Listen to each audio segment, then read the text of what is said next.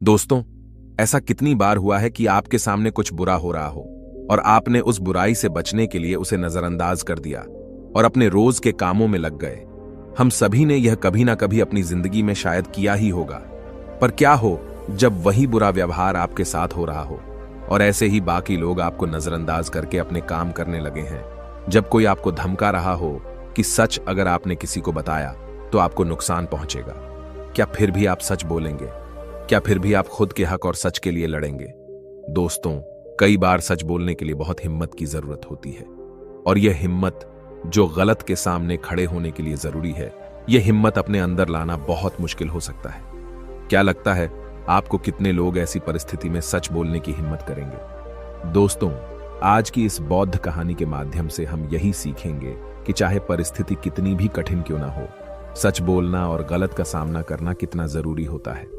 और हम देखेंगे कि आज के हमारे इस कहानी के युवक ने कैसे हिम्मत जुटाई और सच का साथ दिया। तो बिना किसी देरी के शुरू करते हैं। एक बार की बात है, एक नगर में एक युवक रहता था जो बहुत ही अच्छा था, जो स्वभाव का बहुत ही सीधा और मन से बहुत ही सरल था। वह ना तो किसी से लड़ाई झगड़े करता था और ना ही किसी को कभी भला बुरा कहता। वह लोगों की मदद भी किया करता, लेकिन फिर भी कुछ लोग उसे भला बुरा कहते। इस पर वह मुस्कुराकर वहां से चला जाता। जहां वह नौकरी किया करता था, वह सेठ भी उसे बहुत कम तनख्वाह दिया करता था। तब भी वह कभी अपने सेठ का विरोध नहीं करता, बल्कि हंसकर उसके सारे आदेशों का पालन किया करता और खूब मन लगाकर काम किया करता। उसकी भलाई के कारण हर कोई जो भी उससे मिलता उसे दबाने की कोशिश करता, उसे डराने की कोशिश करता। उसके इस सीधे साधे व्यवहार के कारण लोग उसे पागल भी कहते थे और कई तो यह भी कहते कि वह अपने जीवन में कभी कुछ नहीं कर पाएगा। यह तो बहुत ही सीधा है और आज के जमाने में इतना सीधा होना भी अच्छी बात नहीं है। वह युवक गरीब था, लेकिन वह कभी किसी से शिकायत नहीं करता था। वह नौकरी करके पैसे इकट्ठा किया करता ताकि वह अपनी गरीबी से बाहर निकल सके। लेकिन जब भी वह गरीबी से बाहर निकल की कोशिश करता तो कुछ लोग आते और उसकी वह जमा पूंजी उससे लेकर चले जाते। कभी उसके रिश्तेदार आते तो कभी उसका कोई सगा संबंधी, जो अपना दुख दर्द दिखाकर, अपना दुख दर्द सुनाकर उसका जोड़ा हुआ एक एक रुपया उससे ले जाते और वह युवक कुछ नहीं कर पाता। वह तो केवल यही सोचता रहता था कि वह एक अच्छा आदमी है और अच्छे आदमी कभी किसी पर अत्याचार नहीं करते, वह कभी किसी का विरोध नहीं करते। वह तो स्वयं में खुश रहते हैं और दूसरों की मदद भी करते हैं। इन सारी बातों से वह अपने आप को समझा लेता। एक दिन की बात है, उसने देखा कि उसका एक मित्र चोरी चकारी करके, बेईमानी करके, गलत काम करके आज बहुत धनवान बन चुका है और उसके पास अत्यधिक खुशियां हैं, पैसा है और यह समाज उसे सम्मान भी देता है। वह ना तो दान करता है और ना ही लोगों की मदद करता है, बल्कि वह तो दूसरों पर अत्याचार करता है। वह जबरदस्ती लोगों के पैसे लूट लेता है और उन्हीं पर चीखता चिल्लाता भी है। फिर भी यह समाज उसी को पसंद करता है। लेकिन मैं एक सीधा साधा इंसान हूं, मैं एक अच्छा युवक हूं, फिर भी मुझे कोई पसंद नहीं करता। मुझे तो सब लोग पागल समझते हैं और मेरे जीवन में तो केवल दुख ही दुख है।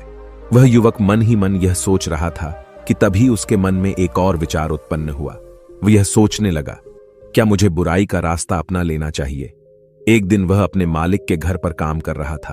तभी अचानक उसके हाथों से एक सामान गिर कर टूट गया जो कीमती था। इस पर उसके मालिक ने उसे बहुत खरी खोटी सुनाई, उसकी पिटाई की और कहता है, तुझे अब से 1 साल तक मेरे यहां पर मुफ्त में काम करना होगा। क्या तुझे नहीं पता था कि यह कितनी कीमती चीज है? अब से 1 साल तक मैं तुझे कोई पैसे नहीं देने वाला हूं। वह युवक रो रहा था, गिड़गिड़ा रहा था, लेकिन उसके मालिक ने उसकी एक नहीं सुनी। वह रोता हुआ अपने घर जा रहा था। उसी रास्ते से एक बौद्ध भिक्षु भी गुजर रहे थे।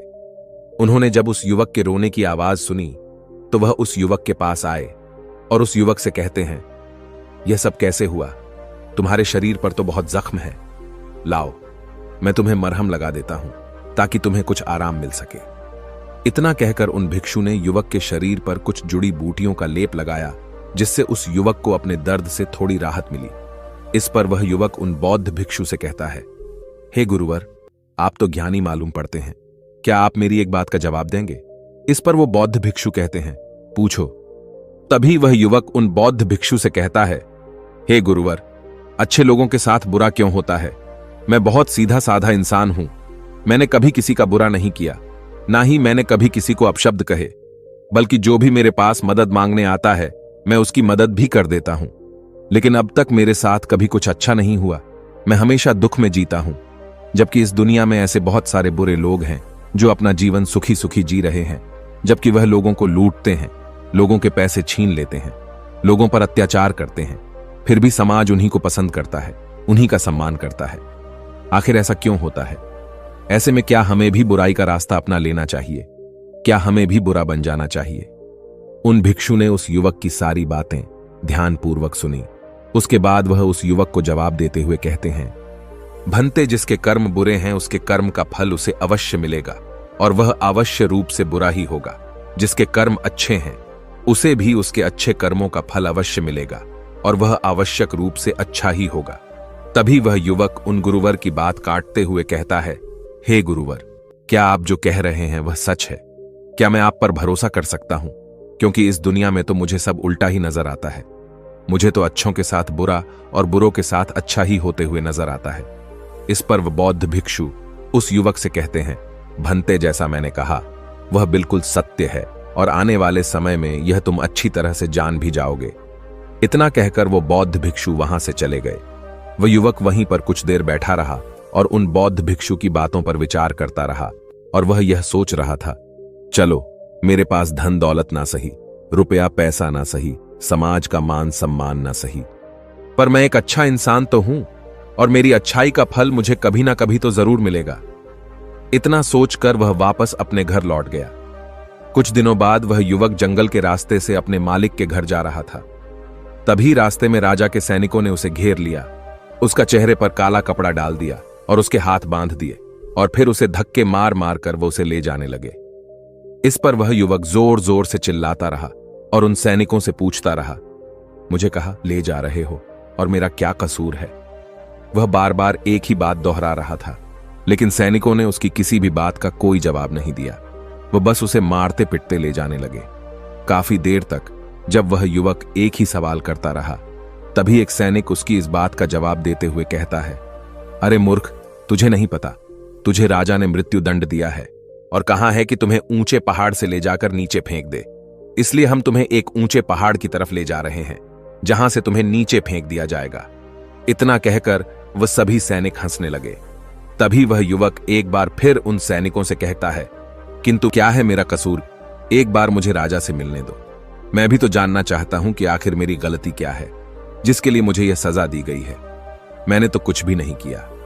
तभी वह सैनिक हंसते हुए उस युवक से कहता है, हम सभी जानते हैं कि तुमने कुछ भी नहीं किया, और तुम्हारी अंतिम इच्छा जानकर मैं तुम्हें सब कुछ सच सच बताता हूं, तो ध्यान से सुनो। दरअसल बात यह है कि राजा ने आज सुबह ही चोर को मृत्यु दंड दिया था, और हमें उसे पहाड़ी से ले जाकर नीचे फेंकना था। लेकिन वह चोर बहुत चालाक था। उस चोर ने हमसे कहा कि अगर हम उसे छोड़ देंगे तो वह हम सभी को 1000 सोने के सिक्के देगा। इसलिए हमने उसे छोड़ दिया। लेकिन हमें अपना कर्तव्य भी तो पूरा करना है। राजा के आदेश को तो हमें पूरा करना ही होगा।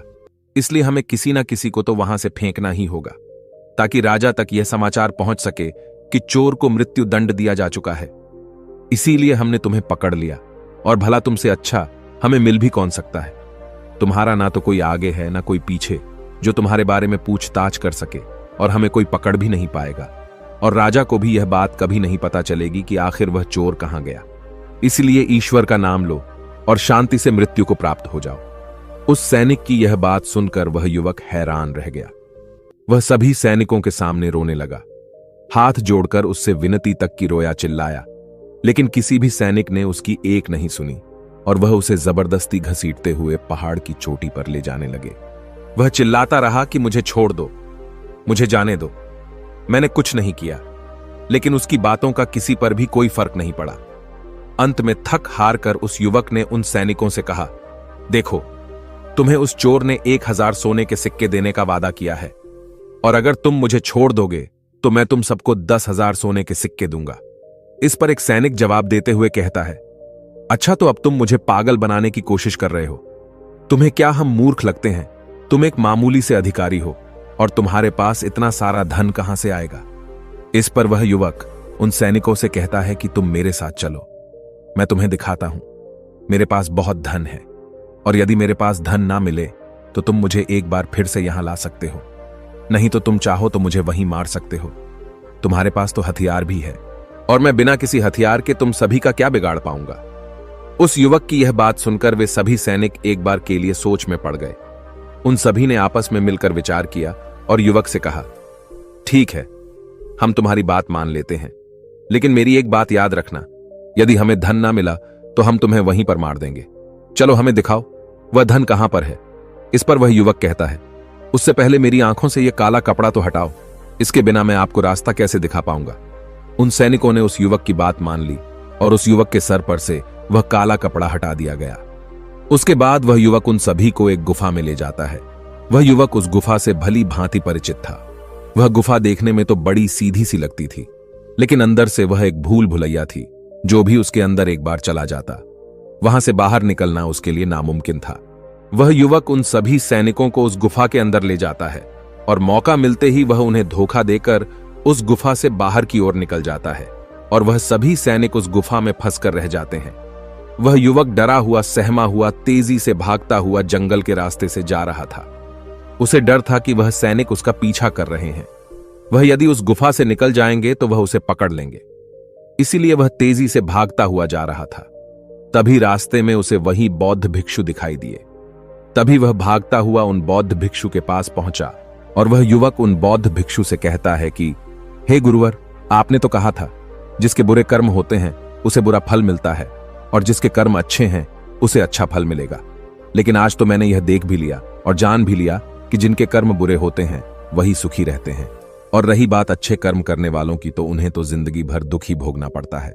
इसके बाद उस युवक ने अपने ऊपर बीती हुई सारी घटना उन बौद्ध भिक्षु को सुनाई और फिर उन बौद्ध भिक्षु से पूछता है, अब बताइए, मैंने ऐसा कौन सा बुरा कर्म किया जिस कारण आज मुझे मौत की सजा मिल रही थी, और वह भी ऐसा कर्म जो मैंने किया ही नहीं। इस पर वह बौद्ध भिक्षु मुस्कुराते हुए उस युवक से कहते हैं, भंते, तुम्हारे कर्म बुरे ही तो हैं, तभी तो तुम्हें यह सब सहना पड़ रहा है। यह सुन वह युवक थोड़ा सा आश्चर्यचकित हुआ और उन बौद्ध भिक्षु से कहता है, हे गुरुवर, आप ये क्या कह रहे हैं? मैंने कभी किसी का बुरा नहीं किया, मैंने किसी को आज तक अपशब्द तक नहीं कहे, फिर मेरे कर्म बुरे कैसे हो सकते हैं? मैंने तो कोई भी बुरा काम नहीं किया, ना ही मैंने चोरी की, ना ही किसी से बेईमानी की, किसी को सताया तक नहीं, किसी को भला बुरा तक नहीं कहा, फिर मेरे कर्म बुरे कैसे हो सकते हैं? इस पर वो बौद्ध भिक्षु उस युवक से कहते हैं, भंते, अपने हक और अधिकार के लिए ना लड़ना, यह भी तो बुरा कर्म है। जब तुम पर कोई अत्याचार करता है तुम उसका विरोध नहीं करते। क्या यह बुरा कर्म नहीं है किसी का साथ अत्याचार ना करना? लेकिन दूसरों के साथ अत्याचार होते हुए देखकर चुप रहना, यह भी तो बुरा कर्म है। सही होते हुए भी चुपचाप रहना, क्या यह बुरा कर्म नहीं है? हम शक्तिहीन हैं, असहाय हैं, हमारी मदद कौन करेगा, यह समझकर असत्य के सामने बार बार झुक जाना, क्या यह बुरा कर्म नहीं है? बुराई में सुख है, यह देखना भी एक बुरा कर्म ही है। तो अब मैं तुमसे सवाल करता हूं, बताओ मुझे इनमें से कौन सा काम ऐसा है जो तुमने अब तक नहीं किया? उन बौद्ध भिक्षु की यह सारी बातें सुनकर वह युवक स्तब्ध रह गया।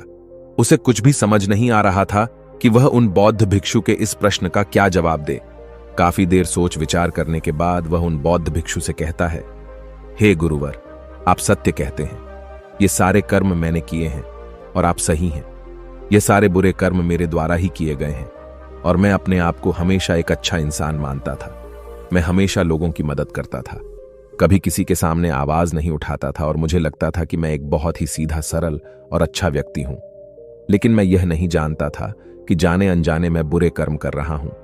आगे वह युवक अपने दोनों हाथ जोड़कर उन गुरुवर से कहता है, हे गुरुवर, अगर यह सारे बुरे कर्म है तो अच्छा कर्म क्या है और अच्छा व्यक्ति कौन होता है? इसका जवाब देते हुए वह बौद्ध भिक्षु उस युवक से कहते हैं, भंते, जो हमेशा सत्य के साथ खड़ा रहता है, जो लोगों की मदद करता है, ईमानदारी से अपना कार्य पूरा करता है, जो विनम्र है लेकिन कमजोर नहीं, जो अपने आप पर गर्व कर सकता है लेकिन अहंकार नहीं, जो बुराई को नहीं सह सकता लेकिन अच्छाई के लिए हमेशा प्रयासरत रहता है, जो आलस्य नहीं करता और अपने जीवन को अपने नियंत्रण में रखता है, जो निडर रहता है। तभी वह युवक उन बौद्ध भिक्षु से कहता है, हे गुरुवर, आपने जो कुछ भी कहा वह एकदम सत्य है, लेकिन आप ही बताइए, भला एक गरीब और कमजोर इंसान किसी के सामने कैसे खड़ा हो सकता है, किसी का विरोध कैसे कर सकता है? इस पर वह बौद्ध भिक्षु उस युवक के इस प्रश्न का जवाब देते हुए कहते हैं, भंत, लगता है तुम भूल गए अभी कुछ देर पहले ही तुमने उन सैनिकों के सामने खड़े होकर अपनी सूझबूझ से अपना जीवन बचाया है। व्यक्ति को हमेशा अपने मन से शक्तिशाली होना चाहिए, क्योंकि यह जीवन हमेशा नहीं रहता। डरते हुए जीवन जीने से अच्छा है निर्भय होकर एक दिन खुलकर जी लो। तभी वह युवक उन गुरुवर से कहता है, हे गुरुवर, आपकी सारी बातें सत्य हैं, लेकिन फिर भी यदि किसी के सर पर मौत मंडरा रही हो तो वह व्यक्ति अपनी जान बचाने के बारे में तो सोचेगा ही, और मैंने भी तो वही किया। लेकिन अब जब मैं आपके सामने खड़ा हूं तो मेरे भीतर वो क्षमता नहीं है, मेरे भीतर वो हिम्मत नहीं है कि मैं किसी का विरोध कर सकूं, किसी के सामने खड़ा हो सकूं। तभी वह बौद्ध भिक्षु मुस्कुराते हुए कहते हैं, तो ठीक है, तुम यहीं पर इंतजार करो।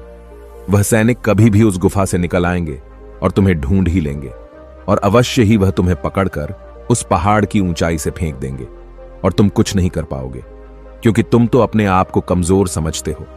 तुम अपने आप को एक अच्छा व्यक्ति मानते हो, क्योंकि तुम किसी को सताते नहीं। लोग भले ही तुम्हें सता सकते हैं, और वह इसलिए क्योंकि तुम लोगों की सहानुभूति चाहते हो। आगे बौद्ध भिक्षु उस युवक से कहते हैं, बेटा, मेरी एक बात हमेशा याद रखना, हमें मजबूत होना चाहिए, सहानुभूति का भूखा नहीं। और यह बात सुना सुनाकर अगर तुम लोगों से सहानुभूति मांगोगे तो तुम्हें सहानुभूति तो बहुत मिलेगी, लेकिन न्याय कभी नहीं मिल पाएगा। और न्याय लेना, न्याय के लिए ना लड़ना, अपने ऊपर अन्याय करने जैसा होता है। तभी वह युवक उन बौद्ध भिक्षु से कहता है, हे गुरुवर, आप जो कह रहे हैं वह सत्य है, लेकिन मैं न्याय मांगने किसके पास जाऊं, कौन मेरी सुनेगा। इस पर वह बौद्ध भिक्षु जवाब देते हुए कहते हैं, बेटा, तुम राजमहल जा सकते हो और राजा के सामने न्याय की गुहार लगा सकते हो। इस पर वह युवक डरते हुए उन बौद्ध भिक्षु से कहता है, नहीं नहीं गुरुवर, भला राजा के सामने मैं कैसे खड़ा हो पाऊंगा, उनके सामने मेरी क्या औकात। मुझ में इतनी हिम्मत नहीं कि मैं राजा के सामने जाकर खड़ा हो पाऊं। यदि उन्हें क्रोध आ गया तो वो मुझे मृत्यु दंड दे देंगे। तभी वह बौद्ध भिक्षु मुस्कुराते हुए उस युवक से कहते हैं, बेटा, तुम्हें मृत्यु दंड तो मिल ही चुका है, भले वो राजा ने ना दिया हो, लेकिन सैनिकों ने तो तुम्हें मृत्यु दंड दे ही दिया है। इतना कहकर वह बौद्ध भिक्षु वहां से अपने मार्ग में आगे की ओर चल पड़े। वह युवक वहीं पर खड़े खड़े उन बौद्ध भिक्षु की बातों पर विचार कर रहा था, और फिर तभी अचानक उसे किसी के आने की आवाज सुनाई दी। वह चुपचाप उन झाड़ियों में जाकर छुप गया। रात होने को थी, जिस कारण उन झाड़ियों में किसी को कोई नजर नहीं आई। उस युवक ने रात भर वही गुजारी, और वह रात भर केवल यही सोचता रहा कि आखिर वह क्या करे। क्या वह अपना जीवन डर के जिए, या फिर वह वैसे ही बुरा बन जाए जैसे उसके मित्र बन चुके हैं, तब शायद वह अपने प्राण बचा सके। आखिरकार काफी देर सोच विचार करने के बाद उसने यह तय किया कि वह एक अच्छा आदमी बनकर ही रहेगा। अगले दिन सुबह सुबह उसने हिम्मत की और राज दरबार पहुंचा। राज दरबार पहुंचकर उसने राजा से न्याय की गुहार लगाई। दरबार लगा और उस युवक को दरबार में पेश किया गया। राजा ने उस युवक से पूछा, कहो, क्या तकलीफ है, किसने तुम पर अत्याचार किया। इस पर वह युवक उन राजा से कहता है, महाराज, मैं आपको उनके नाम तो बता दूंगा, लेकिन जैसे ही मैं उनके नाम बताऊंगा, यहां खड़े सभी लोग मेरे जानी दुश्मन बन जाएंगे, और हो सकता है वह मुझे यहीं पर मृत्यु के घाट भी उतार दे। राजा उस युवक से कहता है, निसंकोच हो जाओ, यह हमारा देश है, यह हमारा राजमहल है, यहां तुम्हें कोई भी कुछ नहीं कर सकता। तभी वह युवक राजा से कहता है, महाराज, मुझ पर इस राज्य के राजा ने अत्याचार किया है, और मैं उसके अत्याचार का शिकार हूं। राजा अपराधी है। इस बात सुनते ही राज दरबार में बैठे हुए सभी लोग अपने आसन पर से खड़े हो गए, और सभी ने एक आवाज में कहा, राजन, इसे मृत्यु दंड दे दिया जाए। लेकिन राजा ने उनमें से किसी की भी एक नहीं सुनी। राजा ने कुछ देर के लिए सोच विचार किया, और उसके बाद वह राजा कहता है, ठीक है, मैं तुम्हारी बात मानने के लिए तैयार हूं, लेकिन अब मैं चाहता हूं कि तुम अपनी बात स्पष्ट करो। आखिर तुम कहना क्या चाहते हो? यदि तुम्हारी बातों से यह स्पष्ट हो गया कि इस राज्य के राजा ने तुम पर अत्याचार किया है, तो उसे उसकी सजा भी अवश्य मिलेगी, और वह सजा भी तुम ही सुनाओ। राजा की यह बात सुनकर राज दरबार में उपस्थित सभी लोग अपने अपने आसन पर बैठ गए, और उस युवक की बात सुनने के लिए सभी लोग तैयार हो गए। तभी वह युवक राजा से कहता है, हे राजन, कल सुबह आपने एक चोर को मृत्युदंड दिया था। आपके सैनिकों ने उस चोर को 1000 सोने के सिक्के लेकर उसे आजाद कर दिया है, और उसके बदले उन्होंने मुझे पकड़कर पहाड़ी से फेंकने की कोशिश की, लेकिन जैसे तैसे करके मैं वहां से निकल गया, और ऐसा पहली बार नहीं हुआ। बल्कि ऐसा कई बार हो चुका है और पहले भी कई बार कई गरीब लोगों की मृत्यु इसी प्रकार हुई है। और राजा को लगता है कि राजा ने न्याय किया है, लेकिन वह राजा यह नहीं देखता कि उसके आदेश को पूरा किया जा रहा है या नहीं, क्या उसका न्याय पूरा हो रहा है या नहीं। राजा का किया हुआ न्याय किसी के लिए अन्याय बन रहा है। किसी गरीब के घर का दीपक बुझा दिया जाता है और राजा को इसकी भनक तक नहीं। राजा तो केवल अपने जीवन में मस्त है, उसे अपने महल से बाहर निकलने का समय तक नहीं है। वह बाहर निकलकर आम लोगों से मिलता तक नहीं है, उनकी समस्याओं के बारे में सुनता तक नहीं है। वह तो केवल अपने मंत्रियों और अपने अधिकारियों पर निर्भर रहता है। हे राजन, मेरा राजा तो मुझसे कभी मिला तक नहीं, तो मुझसे बहुत दूर है और मेरी आवाज भी उस तक कभी नहीं पहुंचती। अगर मैं बाहर खड़े उन पहरेदार को कुछ रुपए पैसे देकर अंदर ना आता। उस आदमी की यह बात सुनकर राज दरबार में उपस्थित सभी लोग आश्चर्यचकित रह गए। राजा भी यह बात सुनकर बड़ा अचंभित था। तभी राजा ने मंत्री को आदेश दिया और कहा कि सत्य का पता लगाया जाए। मंत्री ने तुरंत ही राजा के आदेश का पालन किया और गुप्तचरों से पता किया कि आखिर यह जो युवक कह रहा है उसमें कितनी सच्चाई है। कुछ घंटों के बाद मंत्री को यह बात पता चल गई कि जो युवक कह रहा है वह बिल्कुल सत्य है और उसने यह बात आकर राजा को बताई। मंत्री राजा से कहता है, हे राजन, यह युवक जो कह रहा है वह बिल्कुल 100% सत्य है। जिस चोर को आपने कल मृत्यु दंड दिया था, वह चोर तो बाहर घूम रहा था और हमने उसे एक बार फिर से पकड़ लिया है और उसने यह कबूल भी लिया है कि उसी ने सैनिकों को धन दिया था ताकि वह उसे जाने दे। और जिन सैनिकों ने वह धन लिया था, हमने उन सैनिकों को भी गिरफ्तार कर लिया है। तभी राजा मंत्री से कहता है, उन सभी अपराधियों को राज दरबार में पेश किया जाए।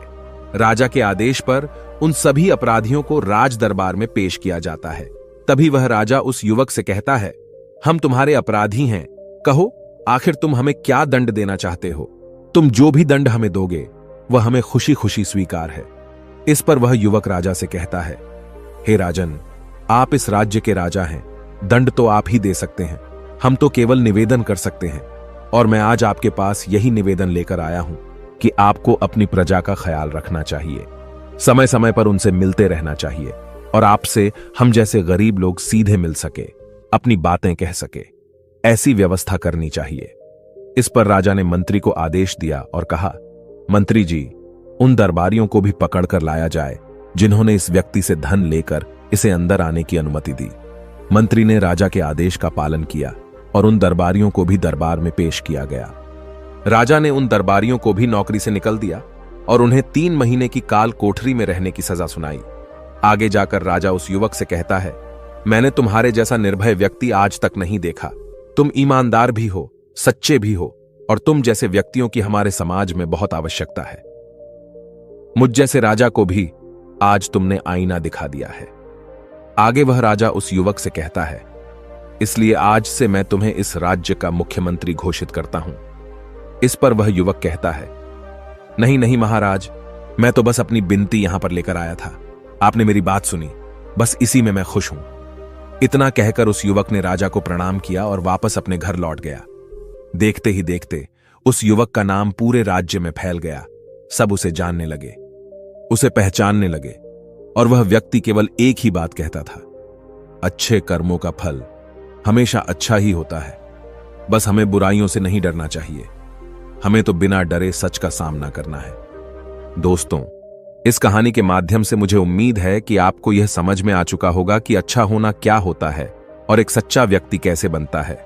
यदि आप भी अपने आप को एक अच्छा और सच्चा व्यक्ति मानते हैं और आपको लगता है कि आप भीतर से अच्छे हैं और आपके साथ बुरा हो रहा है, तो उस बुराई का कारण कौन है, उस तकलीफ का कारण कौन है, यह आपको अच्छी तरह से पता चल चुका होगा। इसलिए खुद को कमजोर और असहाय न माने, अपने लिए लड़ना सीखे, अपने आप को भीतर से मजबूत बनाए, अपने मन को कठोर बनाए, ताकि आप उन परिस्थितियों और लोगों का सामना कर सके जो आपका फायदा उठाने की कोशिश करते हैं, क्योंकि बुरा ही सहना भी एक बुरा कर्म ही है। दोस्तों, आपने आज के इस वीडियो से क्या सीखा वह मुझे आप कमेंट में बता सकते हैं। इसी के साथ में उम्मीद है कि आपको आज की वीडियो पसंद आई होगी, तो इस वीडियो को उस इंसान को शेयर करें जिससे यह कहानी सुनने की जरूरत है और उसी के ठीक बाद चैनल को सब्सक्राइब करें। तो चलिए फिर मिलते हैं ऐसी एक और नई वीडियो में एक नए मैसेज के साथ। तब तक के लिए अपना ख्याल रखें। धन्यवाद और नमो बुद्धाय।